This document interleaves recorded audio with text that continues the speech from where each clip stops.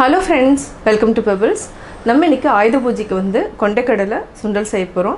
அதாவது எளிமையா செய்ய போறோம். அதாவது வெங்காயம் இல்லாம தான் செய்ய போறோம். வாங்க எப்படி செய்யறதுன்னு பார்க்கலாம். ஃபர்ஸ்ட் நம்ம கொண்டைக்கடலை நான் 300 grams எடுத்துக்கிறேன். அதாவது எவ்வளவு பேர் வீட்ல இருக்கறாங்களோ அதுக்கு தகுந்த மாதிரி நம்ம எடுத்துக்கலாம். நான் வந்து 300 grams எடுத்துக்கிறேன். இத வந்து நம்ம தண்ணியில வந்து நான் 8 hours soak பண்ணி வச்சிருக்கேன். இது வந்து நம்ம ஒரு 8 விசில் விட்டு எடுத்துக்கலாம். குக்கர்ல போட்டுக்கலாம். தண்ணி இந்த அளவுக்கு இருந்தாலே போதும். மூழ்கி ஓரளவுக்கு 1 இன்ச் மட்டும் நம்ம ஜாஸ்தி விட்டுக்கலாம். போது இந்த அளவுக்கு இருந்தாலே இதுக்கு தேவையான அளவு உப்பு போட்டுக்கலாம். இது வந்து ஒரு 8 விசில் விட்டு எடுத்துக்கலாம்.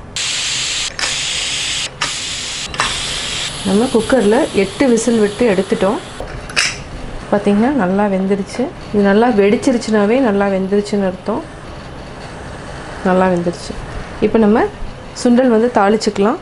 நம்ம தண்ணி வந்து வடிச்சிட்டு தனியாக எடுத்து வச்சுக்கலாம். இப்போ நம்ம தண்ணி வடிச்சுக்கலாம்.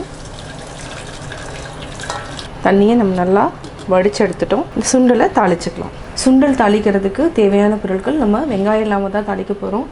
இதுக்கு 2 வரமிளகாய், 1 பச்சை மிளகாய் நான் வந்து 4 நறுக்கி வச்சுருக்கேன். 1 ஈர்க்கு கருவேப்பிலை, நம்ம 1/4 டீஸ்பூன் அளவுக்கு பெருங்காயம் எடுத்துக்கலாம். இஞ்சி 1 துண்டு துருவி வச்சுருக்கேன்.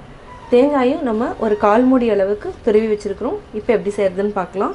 கடாயில் நம்ம 3 டேபிள் ஸ்பூன் அளவுக்கு எண்ணெய் விட்டுக்கலாம். இந்த அளவுக்கு இருந்தாலே போதும். இதுக்கு கடுகு 1/4 டீஸ்பூன், கடலைப்பருப்பு உளுத்தம்பருப்பு 1 டீஸ்பூன் அளவுக்கு போட்டுக்கலாம்.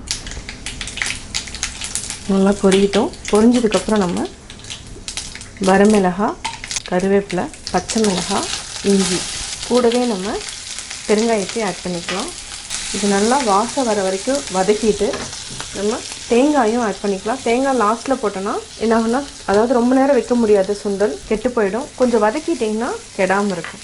அதனால் நம்ம ஃபஸ்ட்லேயே வந்து வதக்கிக்கலாம். அதுக்கப்புறம் நம்ம சுண்டல் ஆட் பண்ணிக்கலாம். எப்போவுமே எண்ணெயில் வந்து வதங்கிருச்சுன்னா பொருள் வந்து அவ்வளோ சீக்கிரம் கெட்டு போகாது. இப்போ நம்ம ஆல்ரெடி வேக வச்சுருக்கிற சுண்டல் ஆட் பண்ணிக்கலாம்.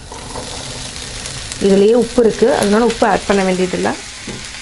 பச்சை மிளகானோட காரம், வரமிளகானோட காரம் வந்து எண்ணெயிலேயே வந்து நம்ம போட்டோன்னே வந்து அதோட காரமெல்லாம் ஆயிலில் வந்து இறங்கிடும்.